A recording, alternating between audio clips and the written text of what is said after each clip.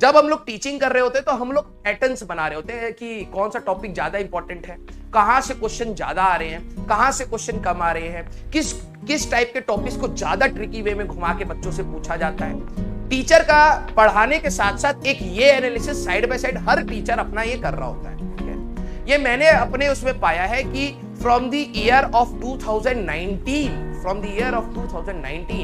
JEE का paper बहुत widely spread हो गया। ठीक है, 2018 तक आप ये कह सकते हैं कि जो बड़े बड़े टॉपिक होते थे उन्हीं से ही क्वेश्चन बनते थे, और बड़े टॉपिक ऐसे नहीं है कि कम है, बड़े टॉपिक बहुत ज्यादा अमाउंट में है, तो हर साल उन्हीं से ही मेजर टॉपिक से ही क्वेश्चन बनाया जाता।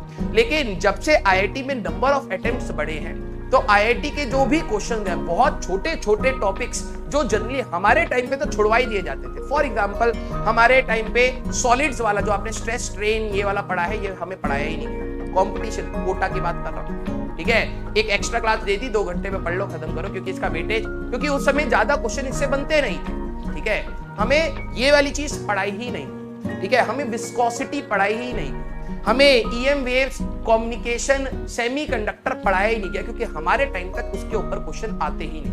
ठीक है, लेकिन रीसेंट ईयर्स में ये पाया गया है कि हर टॉपिक इज इक्वली इंपॉर्टेंट, क्योंकि जब नंबर ऑफ अटेम्प्ट्स बढ़ते हैं तो छोटे मोटे क्वेश्चन सारे आते हैं, even direct formula based questions भी आपको मिलते हैं। ठीक है, ये शिफ्ट ज्यादा हो गई है, इसके कारण आपके सारे छोटे फॉर्मूले भी इक्वली इंपॉर्टेंट है।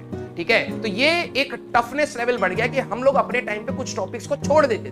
ठीक है, लेकिन आज की डेट में जेई मेंस के लिए मैं अगर बात करूं तो आप टॉपिक्स को छोड़ नहीं सकते। इसलिए मैं कहता हूं कि 2 टाइप की तैयारियां हैं। ठीक है, जब आप अपनी स्कूल की तैयारी करते हैं, स्कूल में तो आप जस्ट पास होने के लिए करते हैं, वहां पे आप टॉप भी कर रहे हैं तो कुछ ज्यादा इंपैक्ट नहीं आता लाइफ में। लेकिन जेई मेंस और एडवांस की तैयारी अब अलग अलग तरीके से हो गई है और ये बच्चे को समझने की बहुत जरूरत है।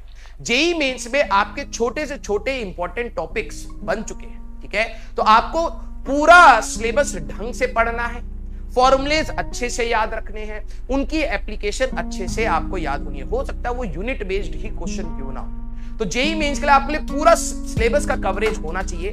आप इजी और मीडियम लेवल का अगर आप पूरा सिलेबस कवर करते हैं तब भी आपकी अच्छी परसेंटाइल आ जाएगी। लेकिन एडवांस की अगर हम लोग बात करें तो आपका क्रिटिकल थिंकिंग का थॉट प्रोसेस डेवलप होना चाहिए। वो धीरे धीरे होता है, ऐसा नहीं है। कुछ बच्चों के पहले होते हैं जो 9वीं 10वीं से ही तैयारी कर रहे हैं, उनका जल्दी बन जाता है। जो 11वीं में स्टार्ट कर रहे हैं उनका लेट बनता है।